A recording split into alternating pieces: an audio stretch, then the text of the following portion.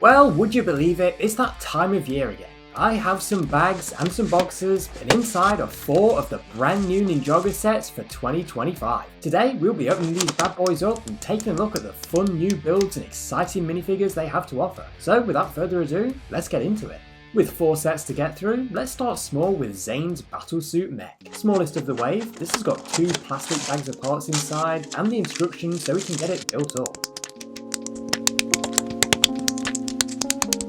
First impressions, honestly, it's a lot better than the set pictures made it seem. The mech is both taller and beefier than Jay's mech from last year, but it still has just as much articulation, with mixer joints used for all of the limbs and a fully rotating torso, so playing with it and posing this thing around is really no trouble at all. There's shuriken storage space on the waist, and they do kind of add a nice extra little detail there when they're attached. The cockpit area has a nice printed element at the front as well to power the mech, and unlike Jay's, which used a single molded piece for the cockpit, this instead has a small build to give it a more unique looking shape, which is something I really appreciate. You can open it up and plop Zane inside to command the thing, and the major torso piece is the same as Jay's mech, so you can swap them around if you want to for some customization like with the bigger 2024 mechs. The arms are what I like the most here, surprisingly. They're simple builds with small hands that hold onto these big golden swords, but I really love the ice crystals that sit on each shoulder. It's a great little detail made with just 2 curved transparent blue pieces, including a recolor of this roof piece.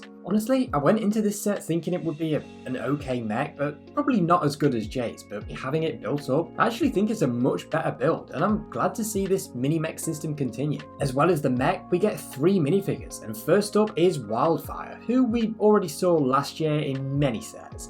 But this time she's wielding the new prismatic blade, which is an incredible looking sparkly white katana that also serves as the collectible gimmick for this wave. Next is Zane, sporting for the first time ever a shirtless appearance. The legs are from his new storm suit, but the torso is an exclusive print for his metal body. He's got metal muscles, his power source on the chest, and more mechanical detail to the back with some kind of blue substances being transported throughout his body. I guess it's like his version of blood. It's a weird figure to get, but I can't really complain. They've been teasing this for a while with some of these recent Zane figures.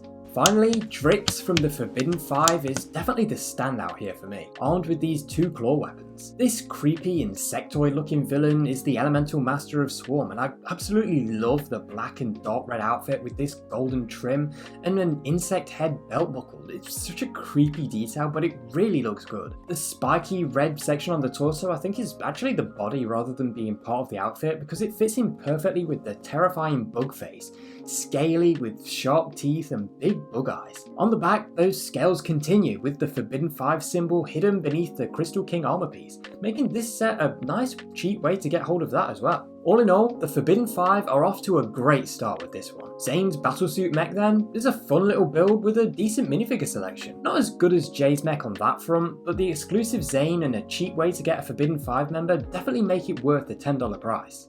Next up, we've got the Forest Dragon, which retails for $20, and inside contains 2 paper bags, the dragon wings and instructions. Another quick one to build as it only has 36 more pieces than the Zane mech. The dragon is quite small, with 3 shades of green used for the body and a dark blue underbelly, which looks fine. I like the trans green cheese slopes that line the neck and tail, both of which use mixel joints, so again, there's some good articulation here. I do like that the Riyu head is showing up again in another colour. I think it works fine for these smaller dragons, and it's a nice link to the baby dragon included as well. Even though it's a hollow piece with no mouth, it is quite expressive thanks to all the articulation. You can get a lot from just the body language alone. It may be a small dragon, but the wings are pretty big and can flap up and down like so. They're definitely reminiscent of those old castle dragon wings, but this time they can attach a single golden claw, so villains had better watch out. Sat between the wings is the saddle, which has a printed red flag here that I think looks really nice. You can sit Lloyd down here and give him these reins to control the dragon, which make good use of the whip pieces. You actually get 2 spare, so Lloyd can use those as weapons if necessary. The tail is also finished off with golden swords, because dragons can just grow those it seems. I fear for whoever gets on the wrong side of this thing. And then the legs, they're pretty basic. They've got small feet on mixel joints, but the actual legs themselves can only splay out to the side since they're just attached with hinge pieces instead of ball joints, which is a little bit disappointing to be honest. I'd have liked to have been able to kind of bring the legs back for flight, but all you can really do is have them hanging down or have them out to the side like this, which does look a little bit awkward. Now for the minifigures, and Lloyd is Well, we've seen him before. It's literally just his Season 1 suit, but with the tournament armor and a mech pilot mask. There's nothing new here, so... Thank you, get out! Next! We've got something new with the Dragonian Scout though. This is a really cool looking villain. Armed with a big axe, he's got claws and scales on the legs, with a big blob of armor printed over the torso matching up with the new armor piece, which has a dragon jaw and some studs on the back for a feature we'll look at later on. Beneath that, there's more armor printed, and I love the face printing, which has some big tusks and scales printed from front to back, all topped off with a mohawk. All around a really cool looking villain warrior. And then there's the baby dragon. It's basically just Riyu but in Keat orange with some brown spots dotted around it. I do like it. It's cool to see more dragons like Riyu, and I think this was a great colour choice. On the whole, the forest dragon is definitely a decent little set, but I think the huge wing pieces are really bumping that price point up. It does feel a tad high. The lack of the new Lloyd figure is also a little bit disappointing. Now we come to the Dragonian Storm Village, possibly the most popular set of the entire wave thanks to its small size and stellar minifigure collection. Cracking open this small treat, we've again got 2 paper bags, some stickers, and the instructions to get it built up. And look, this thing really isn't that big. Calling it a Dragonian Village is really optimistic because it just isn't. It's more of a shrine than a village, but let's not get bogged down by the name because it is an okay build. The terrain has some brown vines growing around it, with weapon storage here and a cage on this side. You just open it up like so to capture some naughty ninja. I really like this stone face built up at the front. The pointy teeth and big red eyes really give it an intimidating appearance. You can even move the top pieces a little more to make it look even more evil. It's a small little detail, but it really is the highlight of the build for me. Up above, we've got some Dragonian symbols and a little doorway. There's really not much to this at all though. Just some lanterns, a little tree branch, and a Dragonian mask at the top. I'm guessing the idea is this is kind of supposed to be the entrance to the village, hence why it's kind of protected by a little bridge made of tire tracks. If you pull on this red lever, the bridge collapses and we can send Rogue falling to his doom. But he won't be lonely down here, as there is a skeleton to keep him company. It's always great to see these bony boys pop up in sets, and he's got plenty of space to relax down here because there's literally nothing in here, not even rocks or spikes. He can peek through the teeth of the big rock face to see what's going on outside though. There's also a rope that you can pull off the side and use to swing minifigures around like honorary Spider-Men. As far as play features go, that really is it for the main build. There is a side build as well though, which has these huge new energy pieces coming off each side. I love the way these look with the purple and transparent pink marbled together. It kind of looks like corrupted lightning in a way, which ties into the whole storm aspect really nicely. You can put 2 minifigures on here and then spin it like so to send them hurtling around. So build wise, there isn't much here. It looks okay, but there have definitely been better small location sets. The minifigures really are the stars of the show with this one. Starting off with our villainous Dragonian warriors. First up is the Scout, who we saw earlier. But this time there's an extra one of these dragon masks and a small dragon included, so you can swap out the mohawk and then attach the dragon to its back to give it wings, which I think is a really cool idea, and 2 pieces fit together brilliantly with the little dragon head sitting snugly inside the mask piece. Next is the Dragonian warrior, and this is pretty much identical to the Scout, save for the unique face print, with a mischievous smile that kind of reminds me a bit of the Keepers with those big tusk-like teeth, and then some fiery orange detailing to the back. Then we've got our ninja, Zane, Master of Ice, and Nya, Master of Water.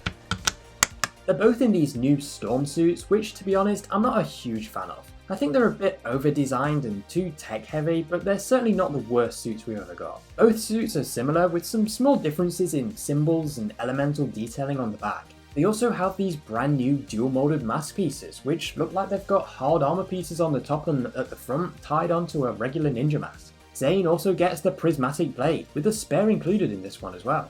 Now for the real highlights of the set, with the first exclusive figure, Rogue. Armed with lightning bolts, this is of course the next stage of Jay's amnesia storyline. Ditching the evil ninja suit, he's now got this dark blue outfit which has lightning bolts and storm clouds printed around it, which I absolutely love. The front of the suit also has some tags which have R and J printed in Ninjago language, likely referring to Rogue J. He also has this brand new rice hat piece, which is bigger than the previous 2 and completely covers his eyes, and I'm sure we'll be seeing that again on another Forbidden 5 minifigure very soon. Beneath this and his mask, there's a brand new angry face for Jay, but because of the hat, there's no second face this time. This is definitely one that is much better in person, I think, but I do still prefer Evil Jay from last year. I just really love how that suit came together. Finally, it's MORRO, former Master of Wind and Ghost villain who died way back in 2016. Somehow he's returned to show who's boss, as he is easily the best minifigure in this set. Decked out in green ninja robes, the designers have done a frankly amazing job at taking the 2015 figure and updating it for Dragons Rising with his own silver dragon symbol tied on with stronger ropes, a torn sand green upper half and back printing which simply reads MORRO. He's lost the transparent legs, but they make up for it by tearing off one of his sleeves to reveal a ghostly transparent green arm instead. Then for his face, instead of a transparent head, he's got a light green one, and below the mask it looks like he's gone from being the Master of Wind to the Master of Mewing. This is a really nicely designed face. It's a great update to the original MORRO, and there's also an angrier second face with green eyes. I wonder what that's all about. It's actually the same shade of green that was used for Possessed Lloyd, which is a funny coincidence, but I'm really glad they did it. The old transparent head was a cool idea, but the black hair and black mask didn't really allow for much light to get through, so it was a bit redundant. The new face is instantly recognisable, and you can actually see the eyeshadow a lot easier. The new head on the old body also works brilliantly. Honestly, MORRO is already a contender for Best 2025 Ninjago minifigure. As a huge fan of Possession and just overall Ninjago 2015, it's honestly surreal to see MORRO back 10 years later. Overall, I'd say this is a 6 out of 10 build with a 10 out of 10 minifigure selection. They really carry this one. Finally, we've got the big one, Zane's Ultra Combiner Mech, which holds many exclusive minifigures and the debut of Large Zane. This has got one of those new style boxes where the front just lifts off like so, leaving behind a tray for all the bags, which is still plastic in this one unfortunately. But hey, at least the instructions are wrapped in paper. We've got 12 bags, 3 books and a big sticker sheet to get this thing built up. It begins with Zane and the not so young anymore dragon Riyu, then gets stuck in with Sora's jet for book 2, and finally Pixal's car for book 3 and the final 6 bags of the set. So 4 small to medium sized builds to look at here. Let's start with those vehicles. Sora's jet is quite an interesting build. The cockpit is decorated with some stickers, and Sora can of course lie down in here to pilot the thing with a glass window to protect her. It can also rotate around, so you can change the orientation of the ship, maybe to fly through a narrow gap, or just go crazy with it and spin it around like a madman. The bulky body of the jet gets that same printed piece we saw on Zane's smaller mech, and has these big engine pieces attached at the sides with ratchet joints. The default position of these is to kind of have them splayed out to the side like this, but I actually think they look better pulled back so the engines sit closer to the thruster. The ratchet joints mean that you can really have them any way you want though, and you can even change the orientation of the black engines too thanks to the ball joints. They've got some stickers on them with the number 4 running down the middle of each one. Then we've got Pixal's car, which I guess is like a Samurai X updated battle wagon. It's a big, beefy vehicle with thick tyres and the same colour scheme as Sora's jet, so there's good consistency there, and it rolls around smoothly. At the back, the feet of the mech just sit here pointing backwards with some trans blue in the toes, so maybe they're acting like an extra exhaust when in car form. From the top, it does look a tad awkward because obviously the whole thing is split down the middle for the mech aspect, but at least it's symmetrical. The 2 cockpit pieces have huge stickers on top, with one opening up to reveal seating area for a single minifigure, and the other opening up to reveal stud shooters that you can fire at flying enemies. All in all, it's okay, but I definitely do prefer the jet. Now onto those buildable characters. Let's start with Riyu, who has once again increased in size. His body is now built in 2 parts. There's a small section at the front that connects to the head, which uses the same print as last year, and it can move up and down, which helps make him a little more dynamic to pose with. Then the larger back portion, which holds the huge wings. They're the same as the forest dragons, but are attached with ball joints instead, which means you can do so much more with them, flapping them around or bringing them back into kind of a resting position. The legs have some stickers on them to give more yellow detailing, and they use mixel joints, so there's great range of motion here. Same with the tail, which is finished off with some spikes. Funnily enough, he's not actually that much bigger than the old Riyu build, it's just these huge wings making up for the size. Still, the body is different enough to make him a good addition to the growing Riyu collection. It's a good little adolescent form for him. Saving the best for last, it's Large Zane. Forget the mech, this is the real star of the set, and I mean it, I absolutely love this thing. It's not Zane sat in a mech, it's literally Zane, fully brick built to create this beefed up ninja. He's got a power source on his chest, which is actually different to his smaller mech, instead using a sticker unfortunately. He's also got stickers on his arms as well to add a bit of extra detail there. And he also wields a big golden sword. Then his head is just an astromech droid body with a Zane face printed on it, and it can rotate around 360 degrees. This is a really great looking character, and it's going to be really fun to see this in the show, I think. But the best part is just how posable it is. All the limbs use the Pixal ball joint system, which, as you probably know by now, I really love. So there's a ton of articulation you can get in the legs and the feet, and with the arms, which also have elbows using hinge pieces. You can really do anything you want other than dual wielding, since the arms can't come inwards across the body. I'm being fully serious when I say this. Large Zane is actually probably the best build not only of this set, but out of all of the sets we've looked at today. I just love him. So we've seen the individual parts, but just how do they combine to form the huge mech? Well, starting with the car, you can pull the front wheels down like so, lift up the feet which stick out of the front, then split the car in half like so. The front section then just rotates up like so. You can then use the wheels to kind of push the legs upright. Next, pull the cockpit and thruster from Sora's jet, then rotate the engines like so, and reattach everything to create the arms. Then the jet forms the body just by clicking into place on top of the legs. Zane has to lose the sword and then contorts into this shape so you can clip him to the front of the mech just like that.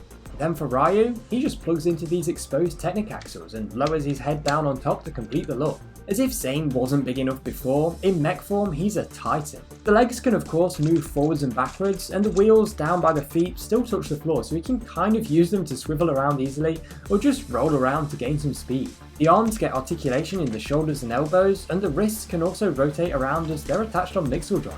In mech mode, I imagine the thruster acts as a giant repulsor, kind of like Iron Man, but there's no actual blaster feature with it. Then Riyu is just kind of hitching a ride on the back. Now I suppose he could be strong enough to lift the mech in the air and out of danger with those huge wings, and I do think they look great rising out of the back like that. You can of course bring them down as well for a resting look, with Ryu's head just sat on top of Zane's to look around for danger. And if he gets bored of walking around, you can click the legs back together, pull the front wheels down again, then sit him down so he can just drive around in full mech form. Now for those minifigures, and once again we've got two Dragonians for the villains, a Scout and a Winged Warrior.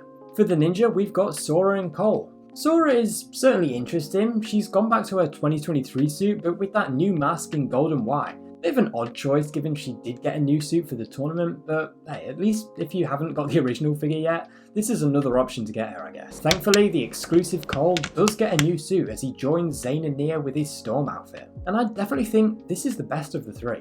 The design is pretty much identical to them, save for a few small differences in symbols and elemental detailing again, but I think the gold on this one works a lot better thanks to the orange that's also here.